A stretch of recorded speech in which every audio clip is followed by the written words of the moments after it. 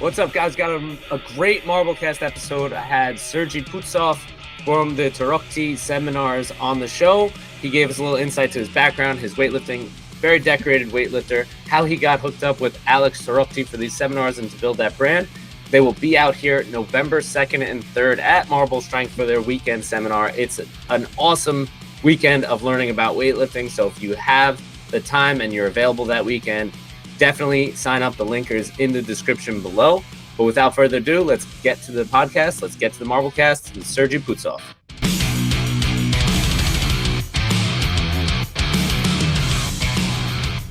All right, welcome to the MarbleCast. We haven't done one in a while, but I wanted to welcome Mr. Sergii Putsov from all of the awesome seminars he's done with Mr. Alex Torokhtiy.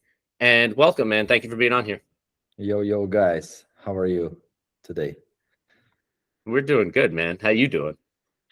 Well, nice. I had already half of my working day doing some programmings, and I'm heading afternoon for my lifting. So usual normal day when you have to work a little bit first with your head and then with the muscles. So Yes. Everything's fine. It's a mental sweat. Yep. All right, so we're having you guys back out here for a seminar in November. We had you guys out here last year in January. It was an awesome 2-day event. I think it was one of the best workshops I've ever participated in. So I thought it was really worth every penny. Can you give us a little background on you? What got you started in weightlifting, how old you were, and where you're from? First, I will tell about myself. So I'm from Ukraine. I was born in the capital of Ukraine in Kyiv.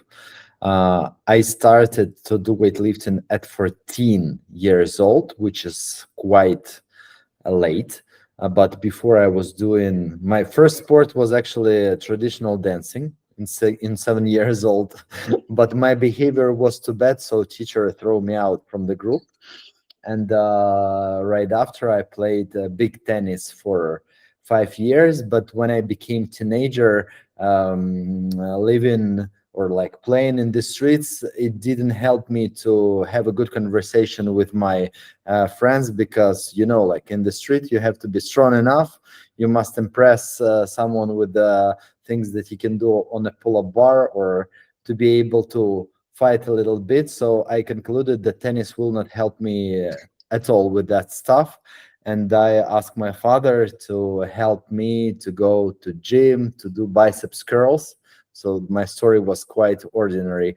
But when I came to this gym, it was actually a gym of the physical education university, and it was a possibility to do regular GPP training or sort of bodybuilding. But coach, who was Olympic weightlifting coach, he started to talk with me with a tricky way, like, can I show you something? I said, no.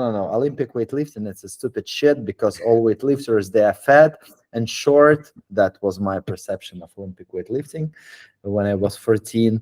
But the coach was quite wise, and he said, okay, no problem. No Olympic weightlifting. I just show you how to arch your lower back if you will need to move a furniture in your apartment or help your grandma to do any stuff in the garden. Yeah, and then he said, okay, let's do overhead squat, because it seems like you have a good coordination to do this. And like step by step, I remember the day when he said, okay, now you're gonna go and show me your power snatch with the big 5-kilo plates. And for me, it was like a game. I did this, and then also a few weeks after, he said like, hey, we will have gym competition, everybody participate, you have to do it as well. And by chance, I got third place by accident, because I remember some Were there a lot of kids in the group with you? yeah. It will be in this Like a gym. big program? In that time, it was big group, around like 20-ish kids, and by a coincidence, I won a medal. And after this, I completely fell in love with Olympic weightlifting. And when I was already 18, I knew that it will be my life. That's awesome. Like it's how much, like, what year did you start? I started when I was 14, so it was 1996. 1996. And how different is the landscape from then to the kids starting today where you are? Um, I would say that it is way better. Why? Because in my country, why? Because now we have like everywhere.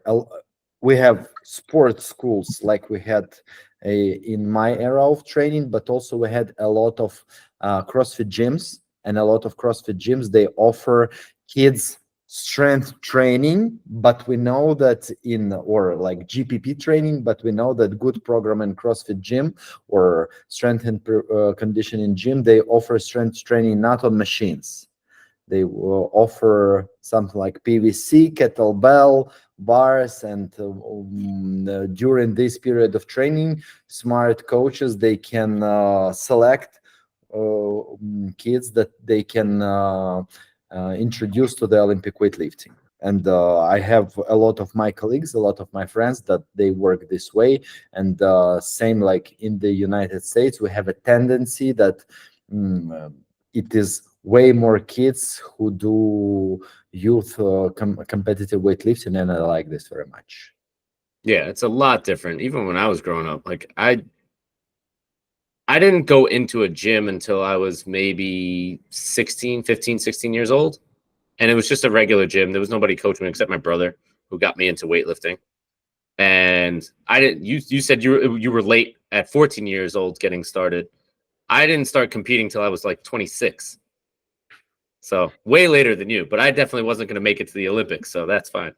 Yeah, of course, I'm speaking this from the perspective of like a path of athlete who do this to become a national team member I was. So for people who are listening, us 14, it's not too late.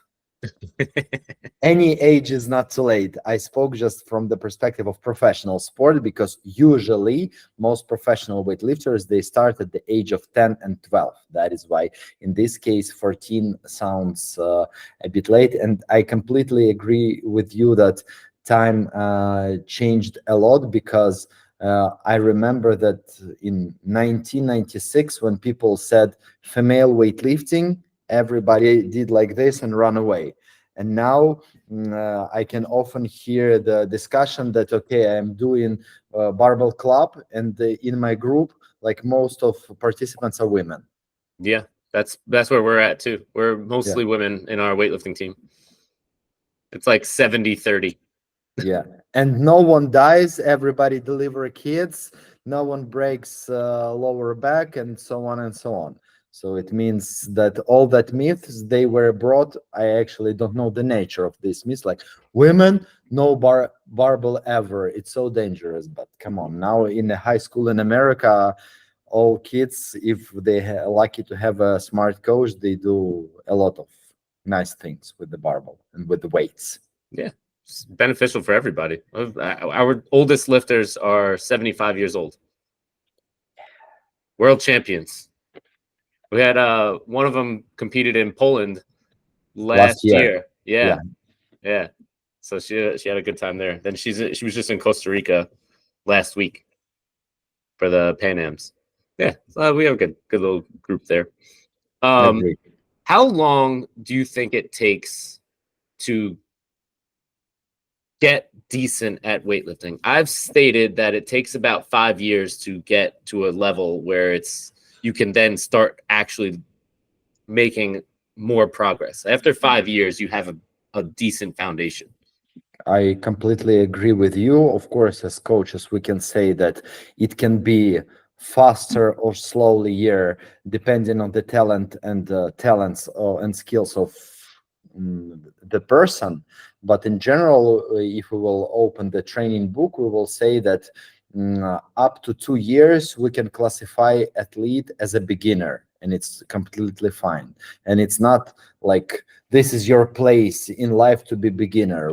Everybody and every neural system it needs time just to adapt to a new lifestyle, because if you do Olympic weightlifting from, let's say, 3 to 5 times per week, you just need time when your body will finally accept that it's not just living and getting older, it's doing something to transform. And up to 2 years, it takes time just to adapt for our organism and our body, that okay, now I'm Olympic weightlifter, and after we set up this status, we can start to move forward. But I would say that from 4 to 5 years, it's a sort of semi-professional lifter who dedicate most of his training to be a good athlete. I agree with you completely, and this is very important. I know that it's so difficult to accept for normal people, because they, like, after 2 weeks of training, they want to believe and want to be like superheroes. Yeah. Yeah, especially when, and it's normal, because when they fall in love with this sport, they watch YouTube, they start to pick up all the things that do elite athletes, like shake the triceps, to put different colors of laces on the weightlifting shoes to look like every Olympian. But, and it's good, but to become it, you need to spend years, because most people who we can see on the TV, it's people who train 10 plus years. Yeah. 10 plus years. I think that once you get to that 10-year mark, things start to go differently. Like things make sense differently. You start to really hone those skills, as long as you've done the work. But I've definitely fallen into that boat where it's like, after 2 weeks, why aren't I amazing? I don't understand. I have legs. I do this. Why am I not progressing like everyone else? But it's just a misconception. Yeah, I always explain this with the example that I said, like, look, kids in school, they learn English from first grade till the last grade. And all these 10 years, it's called English. And they learn English. Yeah. But in the first grade, English is a little bit different than in the last. Yeah. And this is a very good example, because if you will give any example of the educational material from the last class to the first, they just will not understand what's going on. Exactly. They not able to digest this information. Same in Olympic weightlifting. I understand that for normal people, snatch with PVC and snatch with 250 kilos is pretty same snatch. But in reality, it's just different universes. Yeah. So I'm definitely not going to hit that 150 snatch ever in my life, but that's fun. I saw you do it though. Yes, I did. My best snatch was 165 kilos, and recently I was speaking to one athlete, and he said, like, tell me how far you. So I said that I'm 41 years old, and he said, and how far you are now from your best shape? Like, can you be now closer to your best shape? I said, like, man, for me now, it's difficult to front squat what I didn't snatch. And I remember that when I was in the national team, and my snatch was, as I said, around 160, 165 kilos. And in the some training, I felt that it's trouble to do a snatch 150. I felt myself like a loser and piece of shit. And now when I do snatch 100 kilo-ish plus, I feel myself very good and I'm happy, because I can do it with the good form, good speed, without pain. I can That's have important. fun with joy, and the goals are different, but I'm still training. I still love to do this very much. Walk me through what it was like those first 4 years or 5 years getting to the national team, and how much dedication and what the workouts and training was like. I was lucky to have a good coach. So he built in my mind good interest, and I said, like, a good well use and benchmarks what I should do. So it was never in rush, because he told me that he always used to repeat that result requires time. If you will be in rush, you will at least you will feel pain, and the worst that you can get injury. So he always set me big targets, and I knew that. Um, I knew that there is no need to rush. And the thing that I like very much that he always told me, I think first 3, maybe 4 years of training, we had the main goal that in a year I need to snatch what I did in clean and jerk. So, for example, after first year of training, my result was like 65 kilos in snatch and 85 in clean and jerk. And in the year, I repeated like 85 in snatch and was 105 in clean and jerk, and then 105, 135. But as soon as I hit it 105, this rule didn't work anymore because results start to grow way slowly here. But what was also good in my first years of training is that we paid a lot of attention for GPP. So I would say a distribution between real Olympic weightlifting training and the GPP was 50-50. I did 5 sessions per week, but only 3 it was real snatch and clean and jerk and pulls and squats, and everything else we did a lot of body weight training, a lot of jumping training, a lot of track and field training, like sort of acceleration and so on, and a lot of core training, which is, to be honest, I hated so much because I was like a young 15 years old boy and I wanted to just lift. And coach said like, okay, now you need to do a bird dog, 5 sets of 30 reps. And the truth was that as soon as he went left the gym, I started or to skip it or to do it just as a shit. Because he said all this training must be slow, you must breathe, you must feel. And for me, it was never clear when I was small what is like to engage your shoulder blade. And he said, you must hit this position and feel. When you are older and you feel where is the pain, you can spend time to engage your shoulder blade. When I was 15 and my recovery was like as a flash, I thought that it was just that my coach is crazy. But I was lucky enough that he pushed me a lot to do this. And I think this is very, very important. That's funny that you say it like that, because everybody, like, I'll give feedback or cues, and I know that they're understanding the words, but they're not understanding what I mean by them. And it's, no, slow down. Well, I'm going slow. No, you're not. You don't understand what you're doing. And it's such a process to get that through somebody's mind, and how long it takes to just absorb the information and actually get it. So like 10 years ago, the same information that somebody would give me, I didn't understand until like this week. You know, it just takes time to build. And now you're the crazy coach saying, no, slow down, do bird dogs. Yeah. And when you're a kid, but You think when you you're know 15, you're a everything? kid. Yeah, because the thing that I love too much in this era, we did 1 time per week swimming pool. I love it. We did 1 time per week during the summer soccer. I loved it. We did volleyball. I loved it because it was game. You can jump, you can hit your friends. It's a game who will win. I believe that games are also very important as a GPP. I love this, but as soon as we did all the things that we did, like bird dogs and all that stuff, our coach called it choreography. Okay.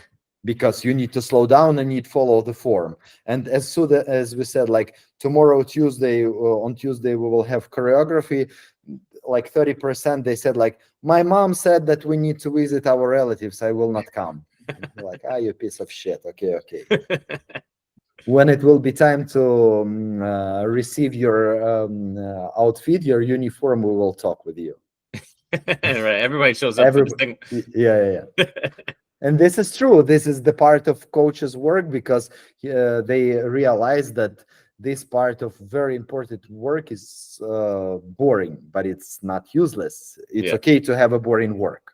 Yeah, it's totally necessary. And the more you understand that, and with kids, it's So the difference between coaching kids versus adults, like you have to slow the kids down because they have a ton of energy, and you kind of have to slow the adults down in terms of the weight they're lifting. Like it's easy with the kids with the weights because hey, you just don't have the muscle development to lift any more weights, so it's real easy to keep you at the lighter weights and work on technique. Whereas adults have the muscle to do more weight, but they don't have the coordination. So stopping them from adding weight can be a lot more difficult. So the balance is a little like it gets different. And I work with a lot more like 30 to 40-year-old athletes who have the strength but don't have the coordination yet. So it's a lot more technical work that just needs to happen.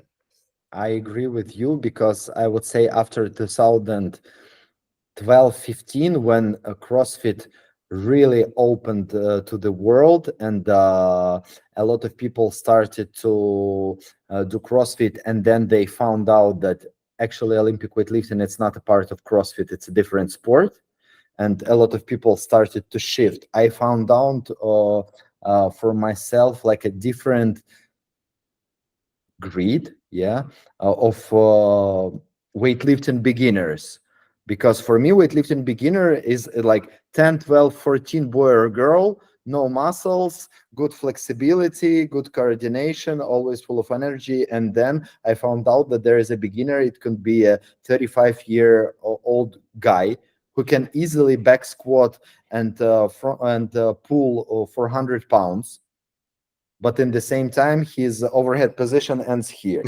Yeah. And also Totally different game. yeah, and also a different problem that some of them, they can do really like a heavy power clean like this, but I said, okay, I'm happy about your power clean, but we need to do full clean, and after this we need also to do a jerk. And he could do like power clean and bench press.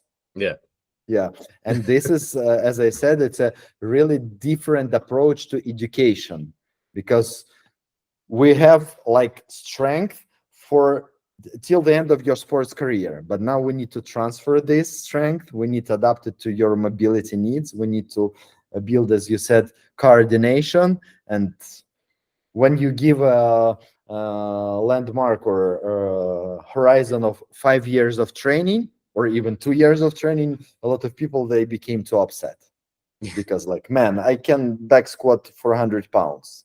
Exactly. I'm ready for world records now. Yes, it's all that rushing to get to the end of the book type thing. What were your best numbers in competition?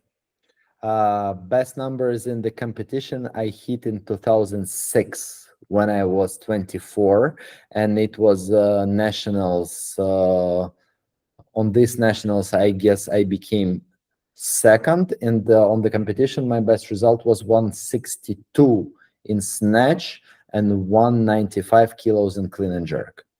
It's the best that I did as a total. Together, yeah. Because I did once 165 on competition, but I did 190 in clean and jerk, and once I did 200 in clean and jerk, but I did 157 in snatch. 50, not even 152. Yeah, snatch was too bad this day, but the best total was like this. Big numbers, man. It's huge. What weight class were you in? 94. 94? Yeah. So you had to battle with Ilya. Yeah. But in this period, Ilya did something like 185, 225 kilos, like this. And on the period when I was in the national team, I was like in official squad, but I was number 4. So in my in my dream to be able to do a world team, 2 people in front of me, they had to be injured or death or wherever. But no, and there was no chances to beat them because they were too good on that time. That's super competitive when you're at that level. It's just... but this is the only way to grow. Yeah, because even when you are number 1 or number 2, and you know that there is 2 people behind you, and if something like even the smallest happened with you, coaches said, we don't want to risk, so you go on the bench, people will go.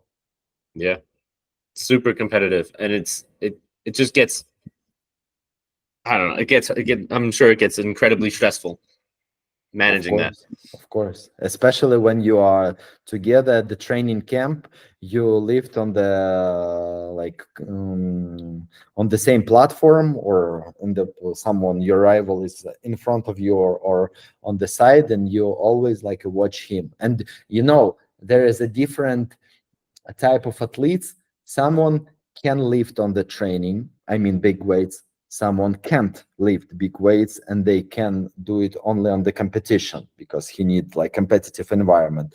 Someone can set personal records on the competition, and he is ready to push himself. Someone he can do only what he lifted on the training. So depending on the type of the competitor, it's very interesting to do a like prognosis what it will happen when it will be selective competition, because maybe a lot of people don't know, but in the professional sport, national team coaches, they made decision regarding the result that you can show on the competitive platform, because no one cares what you do in the gym.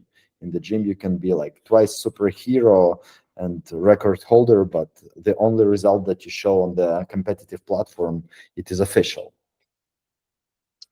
What was it like being in those rooms with these major weightlifters, like in competitions? Um, I would say when I was in the period of youth and junior, the truth is that I was afraid very much. So I was not mature enough. And for me, competition was not only stressful from the perspective of heavyweights, but also for me, it was difficult to handle myself. Because as I saw someone who do big weights with the crazy speed and hitting the floor with the weightlifting shoes, for me it was like destroying, and it took a lot of time to handle with these mental issues or psychological issues with myself. And I remember that uh, I would say after I was 21, 22, I really started to feel that I enjoy competition. So when I got decent experience, and I started to enjoy like the smell blood in my mouth, because before I was like, I saw big guys, and I was the one goal that I had is just to hide from everyone. And when you start to win, when you start to get good experience, and when you start to like set up your mental fighting attitude, when you step on the platform, I started to feel like, yeah, now I'm gonna like kick your ass. Sometimes it happens, sometimes not, but I remember that only after 21, 22, I started to really enjoy competitive process. Before, for me, it was disaster. See, it takes more than 5 years. Yeah, yeah. I remember when I was 18, and I had a chance to win, or 17. You doesn't matter. Youth nationals. Yeah, so it means I was 17. I remember it was snatch 115 kilos, and I was standing in the starting position, and I felt how my knees were shaking because I was afraid. And I was thinking in that moment, I was talking to myself like, come on, people watch you, and you in starting position with your knees shaking, what are you doing? And I couldn't do anything.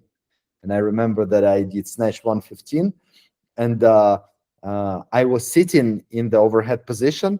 And in that moment, I was thinking like, why I sit so long? Why coaches didn't press the button? And my coach shouted me like, you need to stand up, because I was like waiting when it will be B, and I stood up, and good lift.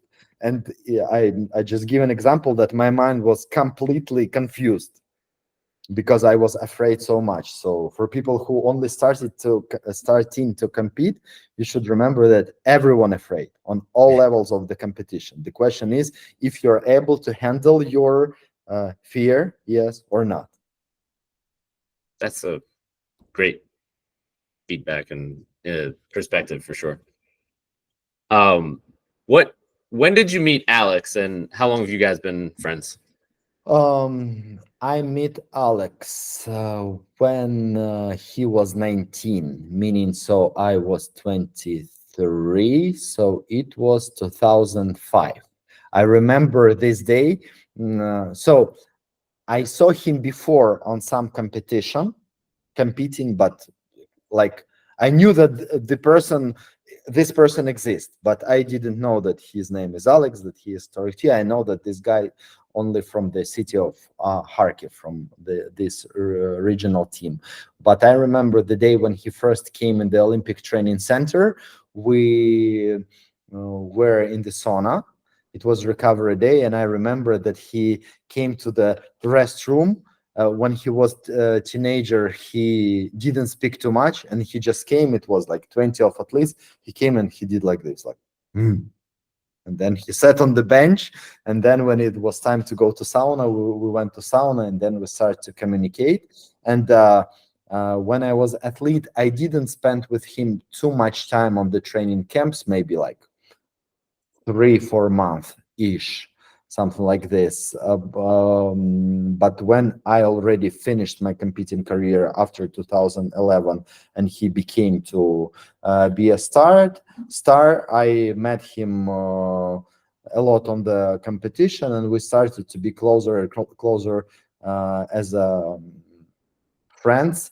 And the only time when you have to friendship when you are athlete, it's when you have time after the competition, so you can have a time to go to the club, to the bar, to have fun and so on. And we spent some we went together to some parties, but like real our relationship as a partners in business started after 2014, when we had this idea to do seminars and develop Olympic weightlifting through the seminars and online. Yeah, let's get into that a little bit. You guys have been doing seminars for, I guess, a decade now, or a little bit under. Yeah. How long was the process to get it started? Was it something where you just reached out to a couple of gyms, like, hey, Alex just won gold medal in London, do you want to have him come talk to you? The story was like this. So I started to work as a coach in fitness since 2006, and 2008, I'm sorry. And after I graduated from my university and I did PhD in sports science, I did a lot of education for coaches in strength training, in biomechanics of exercises. And when CrossFit started to came, when CrossFit came in Ukraine, it was necessary to teach CrossFit coaches how to do Olympic weightlifting. And this was my job. So when we just decided to try something with Alex, I already did Olympic weightlifting seminars maybe for 3 or 4 years for the coaches in Ukraine. And why it became possible, because Alex, after winning his Olympic gold medal in London, he was working in the Ukrainian Weightlifting Federation. And after a few years of having this job, he said, once we met for lunch, I don't remember, and he said, like, I'm so bored to go everywhere in the formal dress and to sit with these old people to discussing any shit, and all that meetings ends with the words like, okay, now it's time to have a drink, let's go.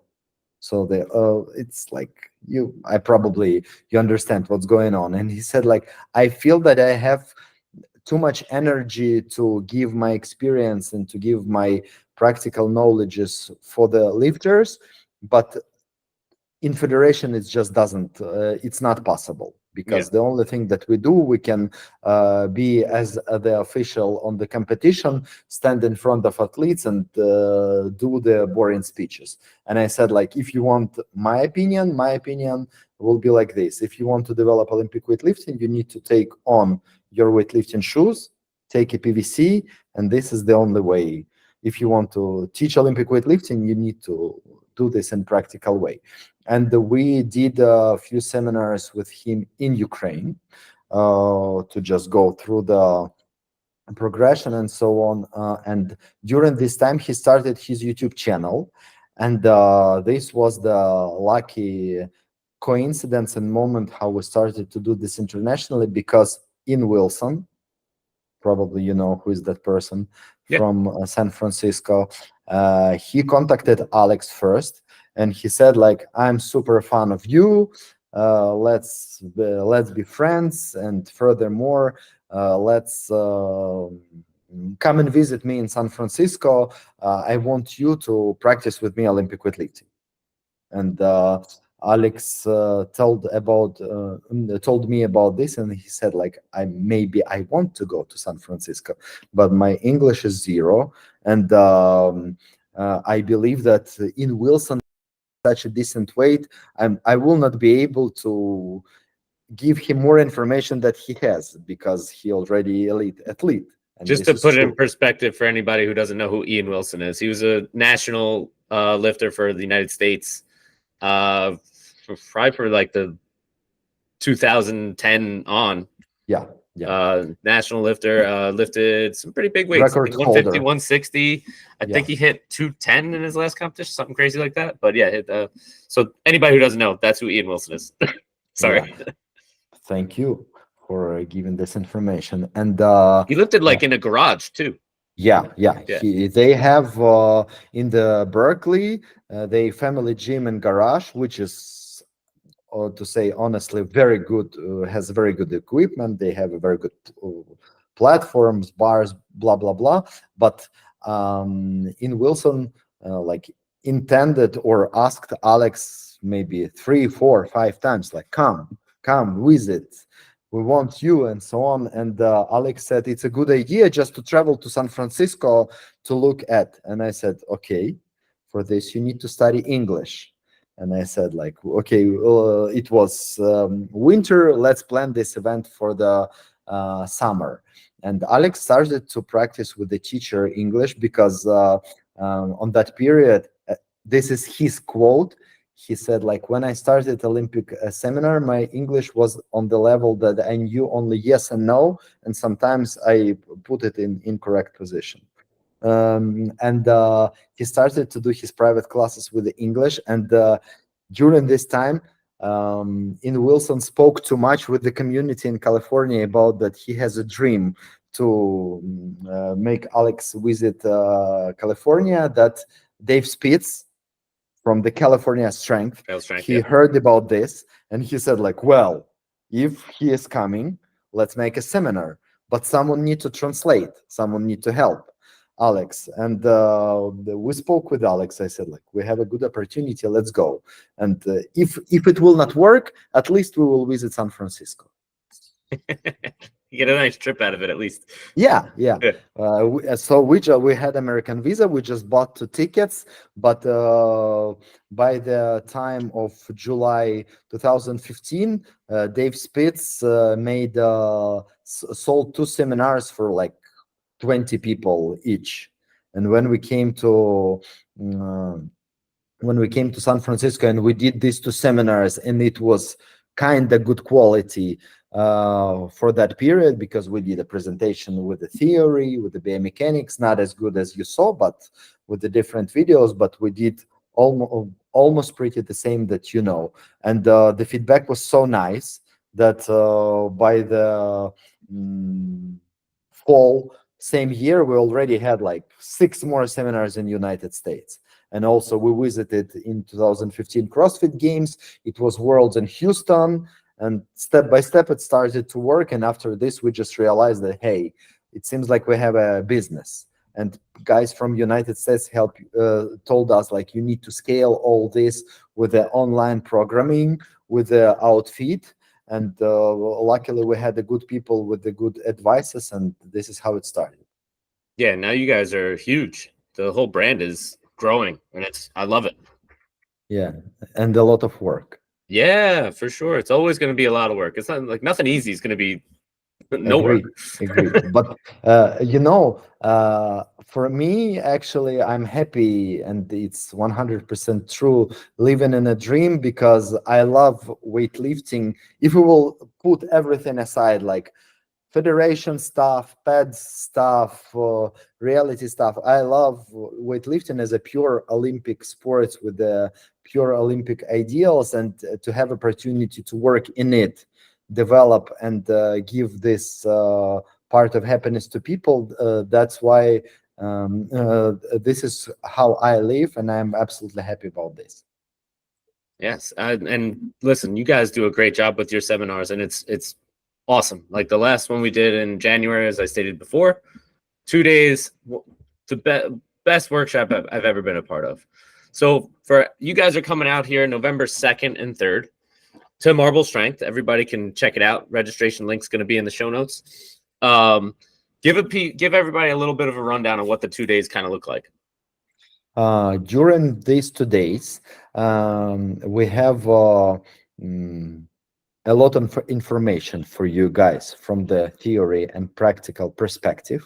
And day one, we will emphasize on Olympic snatch.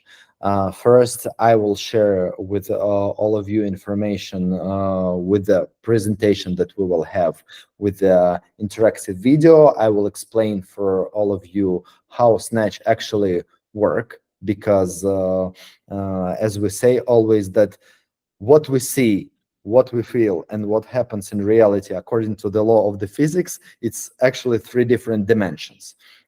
And we share a lot of theoretical information that will be very useful for coaches and very useful for athletes, just to understand what's going on. Because when you take the bar, there is no too much to think. You need just to lift, to perform. But before you do any movements, you need to understand, I believe, how it works. So first, we will go through the theory. Then we will split all snatch movement to the small, simple, and clear exercises, how to build from these parts whole movement. And we will do this mostly with the PVC pipes. So it will be mostly difficult not to your muscles. It will be way more difficult to your brain, because when you have to, as we spoke with you before, when you need to do movement slowly, to feel it slowly, to understand, it's a big mess for your brain. And we will, till the lunch, we will combine all the movement with the PVC. And after lunch, everybody who will still have a power and have courage, we will do all team lifting. It's not necessary for everybody to lift like PRs or crazy weight. You can stay on your 50% or 60% and just have fun to work for a technique. But for people who won't lift, I promise you will have opportunity to lift with the guidance of Alex and myself. We will help you to lift big kilos, and it will be pretty the same with the clean and jerk on the second day. And by the end of the second day, if you will have any questions related to building training programs, individualization of your training programming, we will be happy to share our opinion and answer all your questions. That's the program. Awesome. Yep. I still use some of those PVC technique works. I see it when you share the videos. Yeah, I see it. I use a lot of clear. it. And it wasn't much different than what I had been brought up to learn anyway, but it was just reinforcing the messages that I had already learned. And I learned from a lot more Eastern European style training. And what I see is a lot of people, when they first get started, they'll see a lot of the Chinese videos and start doing panda pulls. And I learned from somebody, and somebody once told me, he said, "You're not Chinese." I said, "That's true." He said, "You're European. You're European descent. Lift like a European." Okay. That made the most sense to me, so I've been doing that ever since. Regarding the panda pull, I love this exercise, but I would say that panda pull, it's a very difficult coordinational exercise. It's advanced.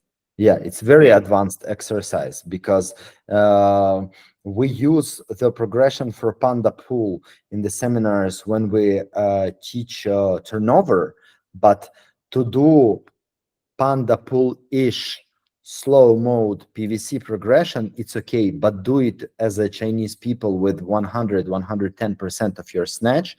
You should be a really elite athlete. So as a conclusion, panda pool exercise, it's a good drill, but not for beginners and not even for average level athletes. That's what I say too. I agree. Yeah, I agree with you. Thank you for completely. clarifying. And regarding the coaching practice, like coaching practice, and as you said, the same exercise that you knew. Once I heard from one American coach from San Francisco, from Hustle Free Gym, he said, during the international competition, I love to watch the training of the international team who speak language that I don't know. So I just want to see how coach show and explain, because everyone on the worlds do snatch and clean and jerk.